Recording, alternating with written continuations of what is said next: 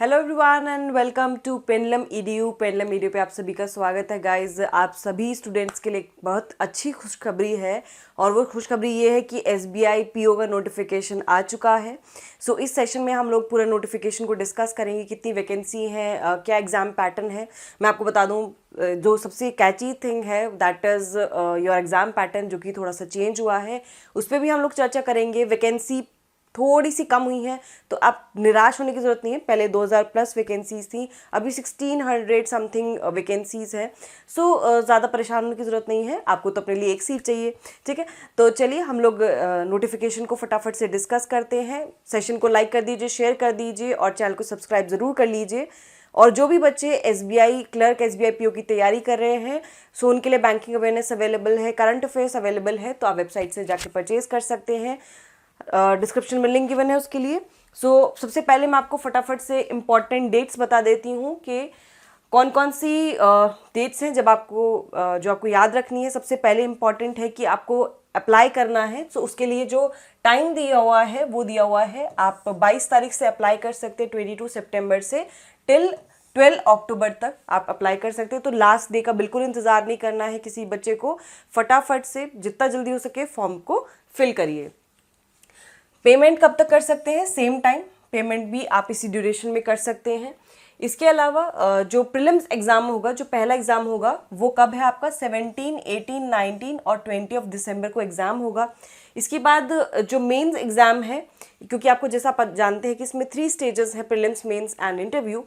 तो जो mains exam है ये होगा अराउंड जनवरी फरवरी, टेंटेटिव दिया है अभी। एंड इसके बाद साइकोमेट्रिक टेस्ट और इंटरव्यू होगा, दैट विल बी अराउंड फरवरी मार्च 2023 में ये रहेगा, ठीक है। ये तो इंपॉर्टेंट डेट्स की बात की। अब बात कर लेते हैं वैकेंसी की। गाइज इस बार वैकेंसी टोटल आई हैं 1673 वैकेंसीज हैं, ठीक है, जिसमें SC ST कैटेगरी वाइज सब दिया है। इसके अलावा कुछ बैकलॉग वैकेंसीज भी हैं, ठीक है। तो रेगुलर वैकेंसी भी है इस बार, बैकलॉग वैकेंसी भी है। तो टोटल 1673 वैकेंसीज आई हैं। बात कर लेते हैं सिलेक्शन प्रोसीजर की, एग्जाम पैटर्न में क्या चेंज हुआ है। सबसे पहले तो हम बात कर लेते हैं प्रीलिम्स की। तो प्रीलिम्स में आपको 3 सेक्शन गिवन है। इंग्लिश 30 क्वेश्चन आएंगे, इंग्लिश से क्वांट से 35 क्वेश्चन, रीजनिंग से 35 क्वेश्चन होंगे। टोटल 100 मार्क्स का जो है यहाँ पर एग्ज़ाम होगा। तो 100 मार्क्स का एग्ज़ाम होगा, 100 क्वेश्चन आएंगे, 3 सेक्शन होंगे। इसमें कोई भी सेक्शनल कट ऑफ नहीं होगी, नेगेटिव मार्किंग होगी लेकिन सेक्शनल कट ऑफ नहीं होगी। इसके बाद इसके बेसिस पे जो लिस्ट जारी की जाएगी, मेरिट लिस्ट, एंड जो बच्चा क्वालिफाई करेगा that will appear, those students will appear for the mains exam. अब मेंस एग्जाम जो है इसमें ऑब्जेक्टिव भी रहेगा और डिस्क्रिप्टिव भी रहेगा। ऑब्जेक्टिव टेस्ट रहेगा 200 मार्क्स का एंड डिस्क्रिप्टिव टेस्ट जो रहेगा इसमें वो 50 मार्क्स का रहेगा।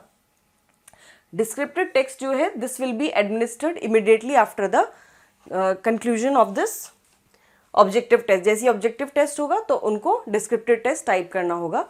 सो ये एक यहाँ पर है मेंस में। इसके अलावा जो मेजर चेंज हुआ है, जो मैं जिस चेंज की बात कर रही थी, दैट इज़ एग्जाम पैटर्न हुआ है ऑब्जेक्टिव वाले पार्ट में।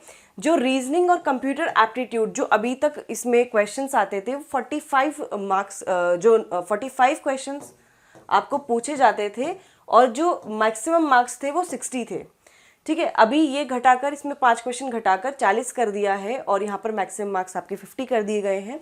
वहीं डेटा एनालिसिस एंड इंटरप्रिटेशन जो जहाँ पर 35 क्वेश्चन आते थे, अभी वो घट के 30 हो गए हैं एंड मार्क्स भी जो घट के हैं ये 60 से 50 हो गए हैं। अब जनरल इकोनॉमी बैंकिंग अवेयरनेस का वेटेज बढ़ गया है।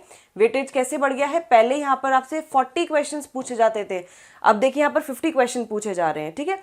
और मार्क्स भी पहले यहाँ पे 40 थे, ठीक है, अभी बढ़ाकर मार्क्स कितने कर दिए हैं? 60 कर दिए हैं। तो देखिए जो पहले एक जो जनरल अवेयरनेस का क्वेश्चन था, उस एक क्वेश्चन की 1 मार्क की वैल्यू थी, बट अभी देखिए आप 50 क्वेश्चंस जो हैं ये 60 मार्क्स के हो गए हैं। यानी कि यहाँ पर क्वेश्चन का जो वेटेज है वो भी बढ़ गया है। तो यानी general awareness / economic banking awareness, इस पर आपको फोकस करना है and for that guys pendulum EDU की वेबसाइट पर विजिट करिए, वहाँ पर आपको करंट अफेयर्स, बैंकिंग अवेयरनेस दोनों मिलेंगे, ठीक है। इसके अलावा 6 मंथ्स की भी अवेलेबल है अभी तक, जनवरी टू जून तक की, वो आप परचेज कर सकते हो। Print format as well as e-book format में अवेलेबल है।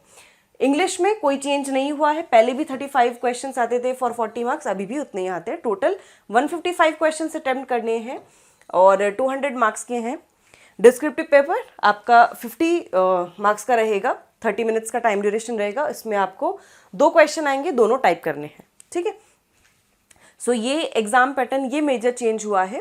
एंड जो नेगेटिव मार्किंग है वो 1/4 ऑफ द अलॉटेड मार्क है, नेगेटिव मार्किंग।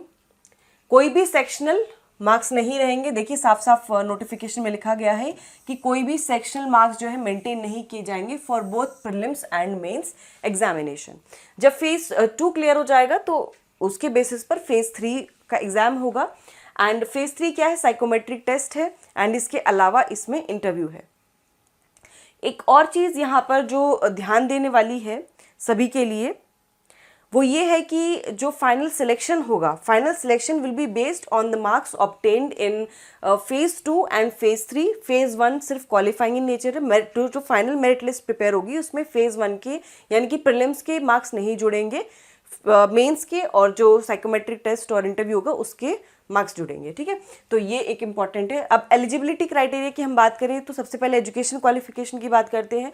तो कोई भी जो ग्रेजुएट है, जिसने किसी भी रिकग्नाइज यूनिवर्सिटी से ग्रेजुएशन की है, अप्लाई कर सकता है। इसके अलावा जो बच्चे लास्ट ईयर में है अपनी ग्रेजुएशन के, वो भी अप्लाई कर सकते हैं। इसके अलावा जो एज लिमिट है, एज लिमिट 21 ईयर से कम नहीं होना चाहिए और 30 ईयर से बड़े नहीं होने चाहिए। इसके अलावा एज रिलैक्सेशन दिया गया है फॉर SC ST 5 साल का रिलैक्सेशन है। OBCs के लिए फॉर नॉन क्रीमी लेयर 3 साल का यहाँ पर एक्सटेंशन दिया गया है अपर एज लिमिट में। पर्सन्स विद बेंचमार्क डिसेबिलिटी, सो अगर वो SC ST को बिलोंग करते हैं तो 15 साल है उनके लिए, OBC को बिलोंग करते हैं तो 13 ईयर्स एज रिलैक्सेशन, एंड अगर जनरल कैटेगरी को बिलोंग करते हैं, ये EWS कैटेगरी को बिलोंग करते हैं तो 5 ईयर्स रहेगी, 10 ईयर्स रहेगी। एंड जो एक्स सर्विसमैन कैटेगरी को बिलोंग करते हैं उनके लिए 5 ईयर्स रहेगा। सो ये मैंने आपको पूरा एक्सप्लेन किया है कि नोटिफिकेशन आ चुकी है, कितनी वैकेंसीज़ हैं, आपको अप्लाई करना चाहिए जल्दी से जल्दी, बिल्कुल वेट नहीं करना है, जितना जल्दी हो सके उतना अप्लाई करिए। आपको फिर सेंटर्स भी आसानी से मिल जाते हैं, वरना दूर सेंटर्स मिलते हैं। सो गाइज, जो भी तैयारी कर रहे हैं SBI PO की, जो भी अप्लाई करना चाहते हैं, सभी को ऑल द बेस्ट और अच्छे से प्रिपरेशन करिए, हमारे साथ जुड़े रहिए। पेंडलम मीडिया को सब्सक्राइब करिए और बेल आइकन को प्रेस करिए नोटिफिकेशन के लिए। Thank you so much.